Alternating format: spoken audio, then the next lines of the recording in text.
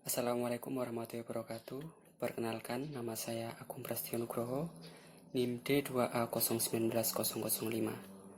Dalam kesempatan kali ini, saya akan mempresentasikan tugas terstruktur mata kuliah Bioreproduksi dan Pemulihan Ternak dengan judul makalah Pengaruh Penggunaan Gonadotropin Releasing Hormone atau GnRH terhadap jumlah korpus luteum dan penentuan estrus pada program superovulasi. Untuk mempersingkat waktu, berikut saya paparkan materinya sebagai berikut. Baik, langsung saja saya akan memaparkan mengenai pengaruh pemberian gonadotropin releasing hormone atau GnRH terhadap jumlah korpus luteum dan penentuan estrus pada program superovulasi. Produksi ternak yang baik dapat diperoleh dari proses reproduksi yang berjalan dengan normal.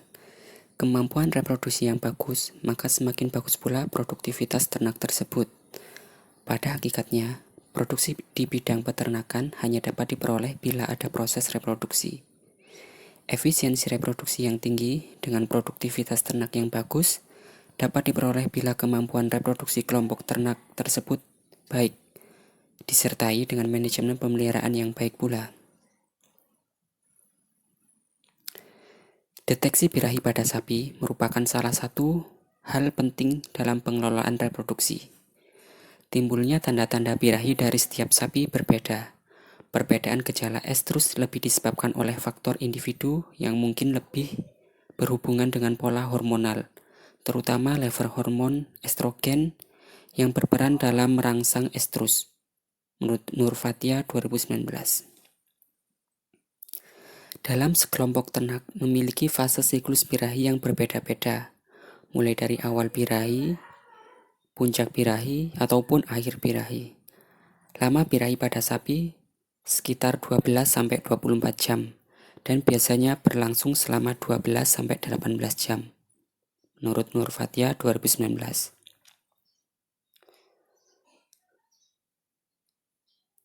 Selain itu, variasi terlihat antar individu selama siklus birahi pada sapi-sapi di lingkungan panas mempunyai periode birahi yang lebih pendek, yaitu sekitar 10-12 jam. Superovulasi. Superovulasi bertujuan untuk menginduksi banyak folikel berovulasi untuk menghasilkan banyak oosit, sehingga setelah difertilisasi akan dihasilkan banyak embrio layak transfer dan memberikan tingkat kebuntingan yang diharapkan.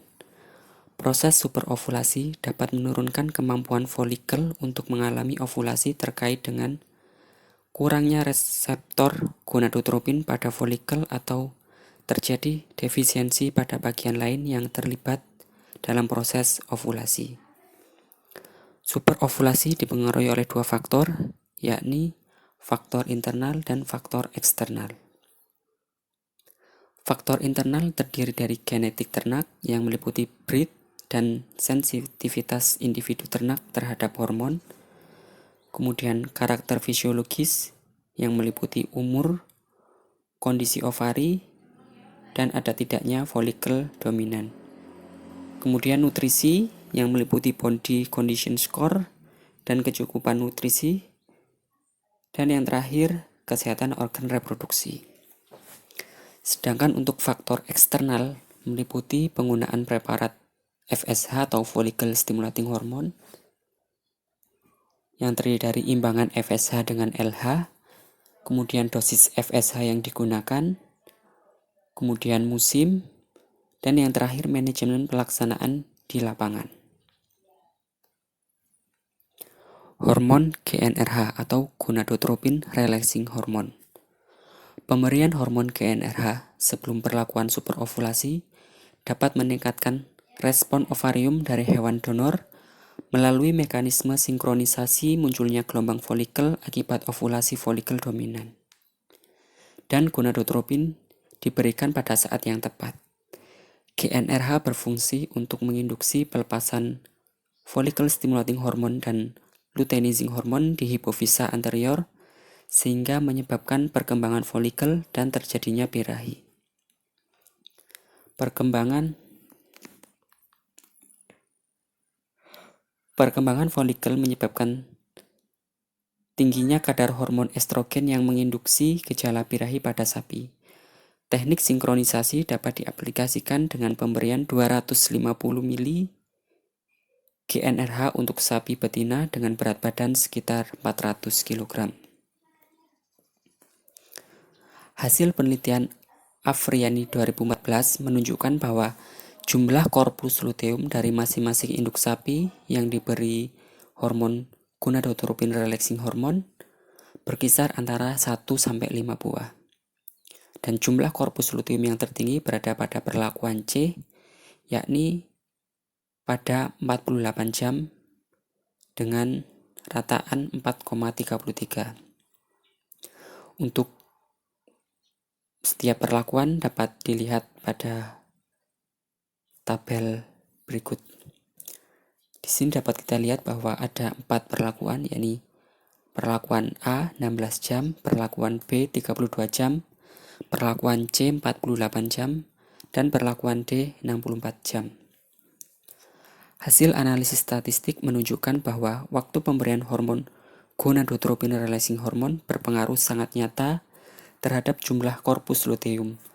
Hal ini menunjukkan induksi hormon gonadotropin relaxing hormone 48 jam menyebabkan semakin banyaknya ovulasi terjadi sebagai respon terhadap pelepasan hormon follicle stimulating hormone dan luteinizing hormone oleh hipofisa akibat stimulasi GnRH yang disuntikkan. Mekanisme pelepasan GnRH dari terminal syaraf dan median eminence ke dalam hipofisial portal daerah merupakan sinyal neuroendokrin untuk terjadinya proses ovulasi. GnRH akan menstimulasikan sel-sel gonadotrop kelenjar pituitari untuk mensekresikan follicle stimulating hormone dan luteinizing hormone. FSH dan LH akan bekerja pada sel target dari gonad. FSH akan menstimulasikan sel-sel granulosa untuk memfasilitasi proses oogenesis dan bertanggung jawab atas perkembangan dan pematangan folikel, dan LH berfungsi untuk ovulasi. Timbulnya tanda-tanda birahi dari setiap sapi berbeda.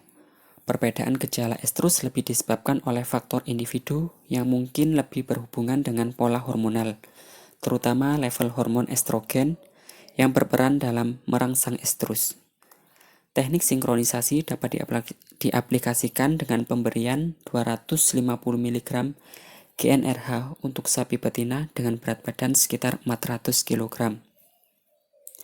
Artinya, sapi yang lebih besar atau lebih kecil dari berat tersebut, pemberian GnRH dikonversikan sesuai dengan taksiran berat badannya.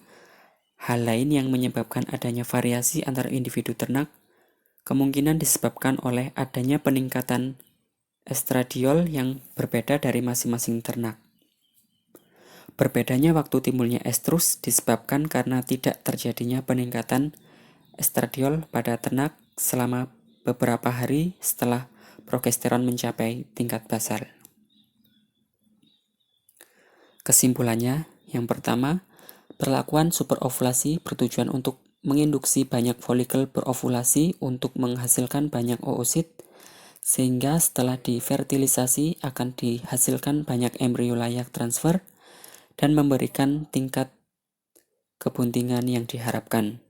Kemudian yang kedua, kadar progesteron yang dominan dengan eksistensi korpus luteum fungsional akan menjamin kehidupan embrio dan mengurangi kematian embrio dini. Kadar progesteron yang rendah dapat menjadi penyebab kegagalan dalam perkembangan embrio dan ketidakmampuan uterus dalam mendukung perkembangan embrio dini. Kemudian yang ketiga, hormon gonadotropin relaxing hormone berfungsi untuk menginduksi pelepasan follicle stimulating hormone dan luteinizing hormone di hipofisa anterior sehingga menyebabkan perkembangan folikel dan terjadinya birahi. Perkembangan folikel menyebabkan tingginya kadar hormon estrogen yang menginduksi gejala birahi pada sapi. Teknik sinkronisasi dapat diaplikasikan dengan pemberian 250 mili GnRH untuk sapi betina dengan berat badan kurang lebih 400 kg. Kemudian yang keempat, faktor yang menyebabkan perbedaan tingkat respon superovulasi terbagi menjadi dua faktor, yakni faktor internal dan faktor eksternal. Sekian, terima kasih. Sekian presentasi dari saya, kurang lebihnya saya mohon maaf. Saya akhiri, wassalamualaikum warahmatullahi wabarakatuh.